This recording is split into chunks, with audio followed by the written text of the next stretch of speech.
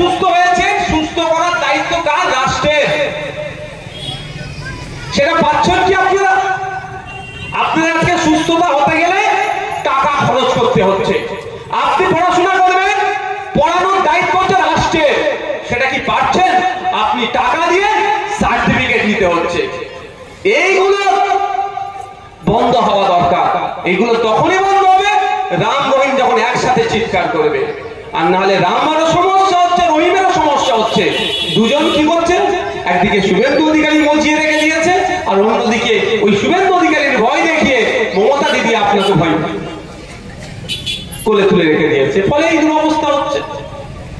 আচ্ছা আপনারা বলুন যে আমরা কোন জায়গায় দাঁড়িয়েছি? এই যে আপনারা হাওড়া জেলার মানুষ, এই নবান্নটা তৈরি হয়েছিল কেন জানেন?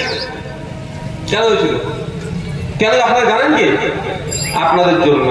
এটা পাইলট প্রজেক্ট হিসাবে তৈরি হয়েছিল। এই প্রজেক্ট যদি সাকসেস হতো, এই ধরনের অনেক প্রজেক্ট তৈরি হতো। মমতা ব্যানার্জি সেটাকে অ্যাডমিনিস্ট্রেটিভ বিল্ডিং হিসাবে করছেন, ব্যবহার করছেন। এর পরিবর্তে আপনাদের জন্য একটা অফার করেছিল উনি, 400 কোটি টাকা দিয়ে লুঙ্গি স্টেশন আছে জানেন, ওখানে একটা করে দেবে বলেছিল। ভালো কথা।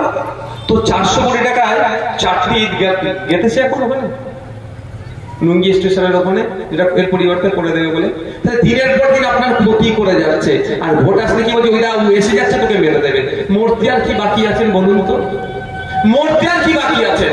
যারা এখানে আছেন, যারা উস্তাগার ছিলেন, এর মধ্যে অনেকে আছে, একটা সময় ছিল এক একটা উস্তাগার 20 জন 25 জনকে কাজ করাতো। সে আজকে টোটো চালাচ্ছে। ভুল বলছি আমি? ঘুগনির দোকান করেছে, একটা বিরিয়ানির দোকান করে ফেলেছে। ভুল বলছি নাকি? তাহলে মূর্তি আর কি বাকি আছে? এইভাবে ভুল বুঝিয়ে বুঝিয়ে বুঝিয়ে তোপকে তোপকে মারছে আপনাদেরকে। তাই উঠুন, জাগ্রত হন, আপনার অধিকারের জন্য আওয়াজ তুলুন। যে আগামী দিনে সরকারের পরিবর্তন করলে ওই লবণটা, ওই আমার গার্মেন্টস শিল্পের জন্য আমরা খুলে দেবো। এই অ্যাডমিনিস্ট্রেটিভ বিল্ডিং যেটা আছে, রাইটার্স বিল্ডিং, সেটা কি আমরা চালাবো। এগিয়ে আসতে হবে তো আপনাকে। আমি যতই চিৎকার করি না কেন, আপনার মূল্যবান ভোটে নবান্নতে আপনি উঠতে পারবেন। প্রতির জন্য পাকিস্তান বর্ডার 300 কিলোমিটার দূর থেকে অত বড় হাতিয়ার নিয়ে এসে আমাদের নাগরিককে খুন করলো, তাদের বিরুদ্ধে আইনত ব্যবস্থা নিতে হবে। এটা দেশকে প্রশ্ন করতে হবে মোদী অমিত শাহকে। দেশের মানুষকে বলতে হবে মোদী অমিত শাহর প্রতি প্রেসার তৈরি করতে হবে। কিন্তু দায়িত্ব পাই তাদের। বলুন, এখানে এই যে আছে, আপনারা শান্তিপ্রিয় ভাবে একটা বক্তব্য শুনছেন, এখানে কেউ যদি এসে হামলা চালায়, প্রথম দোষ কার হবে? প্রশাসনের। আমরা এখানে প্রোগ্রাম করব, প্রশাসনকে আমরা ইন্টিমেশন দিয়েছি যে আপনি প্রশাসনিক প্রধান এলাকার, যাতে শান্তিপূর্ণ ভাবে এই প্রোগ্রাম হয় তার দেখার দায়িত্ব আপনার, তাই তো? তাই আমার আর চিন্তা নেই, আমি দায়িত্ব প্রশাসনের। এরপর যদি হামলা হয়, দায়ভার কার হবে? প্রশাসনের। তার দায়িত্ব ওনার কাছে ছিল। তো ওখানে দায়িত্ব হচ্ছে নিরাপত্তায় রাখার জন্য কম বেশি 12 লক্ষ ওখানে সেনা আছে। বুঝতে পেরেছেন?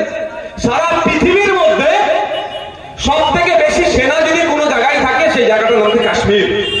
তাহলে ওরা দায়িত্ব দিয়েছে শান্তি রাখার জন্য, বিভিন্ন লেয়ারের সিকিউরিটি আছে।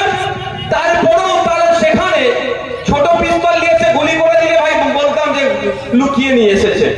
বড় বড় এই ধরনের পিস্তল নিয়ে এসে গুলি করছে। কোথায় ছিল ফোর্স? এ প্রশ্ন থেকে যাচ্ছে। ব্যর্থতা কার? মোদীজির ব্যর্থতা, অমিত শাহজির ব্যর্থতা, ডিফেন্স মিনিস্টার। এই প্রশ্ন উঠছে না। এবার আসি আমি, বেশি শুভেন্দু অধিকারী দেবেন এই বিষয়ে আর চর্চা করছে না। কদিন খুব মার্কেট গরম করে দিয়েছিল, কদিন আমার হিন্দু ভাইদেরকে মিসগাইড করে দিচ্ছিল। এখন দেখবেন আর চর্চা করবে না, কারণ প্রশ্ন তো এটা আমি করছি যে টেরর অ্যাটাক হয়েছিল, 40 জন সেনা আমাদের শহীদ হয়েছিল। তার মধ্যে আমাদের পশ্চিমবাংলার গুটি কয়েকজন ছিলেন, তার মধ্যে আমাদের এই হাওড়া জেলার বাবলু সাঁতরাও ছিল। তখনও শুনেছিলাম অনেক কিছু হবে, এই কারেঙ্গা তান কারেঙ্গা, হান কারেঙ্গা তান কারেঙ্গা।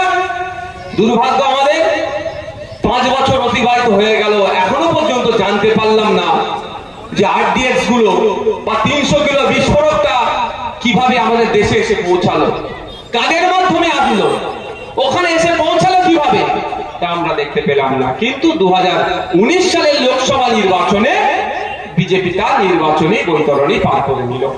তারা তাদের রাজনৈতিক ফায়দা নিল, আমাদের 40 জন সেনা শহীদ হয়ে গেল, কোনো কথা নাই। আর যারা রাজনৈতিক কারবারিরা, তারা আমাদের এই সেনা পুলিশের তারা আত্মবলিদান আত্মত্যাগকে তারা মর্যাদা দেয় না। আপনারা ভুলে যাচ্ছেন আমাদের রাজ্যের কথা। ওরা তো 40 জনের নিয়ে এখনো বিচার হয়নি। বছর 6-8 হবে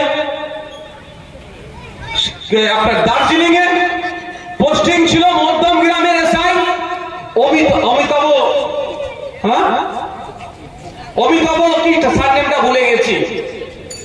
কি হয়েছিল তখন? ওখানকার যারা বিচ্ছিন্নবাদী, তারা আলাদা এ করে নেবো, হ্যান করে নেবো, ত্যান করবো, তাদের গুলিতে আমাদের এক পুলিশের শহীদ হয়েছিল এসআই, সাব ইন্সপেক্টর।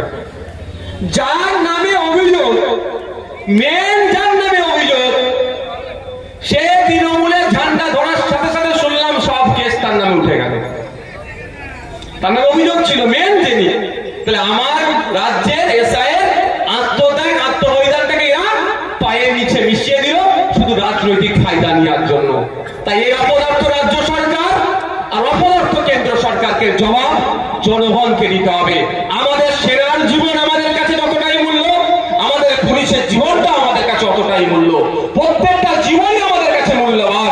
এই সেনা বা পুলিশ রাজ্যের জন্য, কেউ দেশের জন্য জীবন উৎসর্গ করছে, তাদের জীবন উৎসর্গ করছে যারা, তাদের এই উৎসর্গিত জীবনকে নিয়ে বা তাদেরকে সামনে রেখে যারা রাজনৈতিক ফায়দা নেওয়ার চেষ্টা করছে, সেই অপদার্থগুলোকে আমরা গণতান্ত্রিক প্রক্রিয়ায় রাজনীতির মাধ্যমে আমরা উত্তর দেব।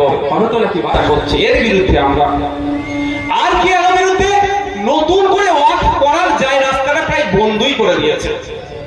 কারণ ওখানে আইনে বলা আছে 5 বছর কম করে প্র্যাকটিসিং ইসলামের মধ্যে থাকতে হবে। এবার প্র্যাকটিসিং ইসলামটা কি ভাই? ডেফিনিশনটা কি, সংজ্ঞাটা কি, যে এইটা হচ্ছে প্র্যাকটিসিং ইসলাম। 1 মাস রোজা রাখতে হবে, 5 ওয়াক্ত নামাজ পড়তে হবে, দাঁড়িয়ে রাখতে হবে, কতটা কি করতে হবে, হ্যান করতে হবে, ত্যান করতে হবে, সেটা কিন্তু মোদি কিছু বলে দেয়নি। আর ইসলামের মধ্যে প্র্যাকটিসিং নন প্র্যাকটিসিং ইসলামও কিছু নাই। মুসলমান মুসলমান, আর মুসলমানকে সম্পূর্ণরূপে মুসলমান হতে হবে, তাই তো?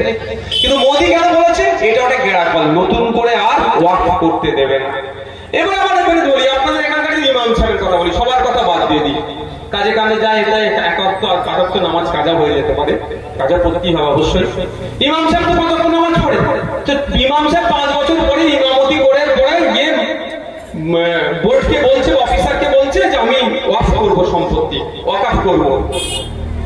তো ইমাম সাহেবের দিকে তাকিয়ে অফিসার যদি বলে তুমি 5 ওয়াক্ত নামাজ পড়ো, 5 বছর ধরে 5 ওয়াক্ত নামাজ পড়েছো, বলবে হ্যাঁ আমি ইমাম সাহেব। বলবো মিথ্যা কথা, তোমার কপালে দাগ নেই কেন?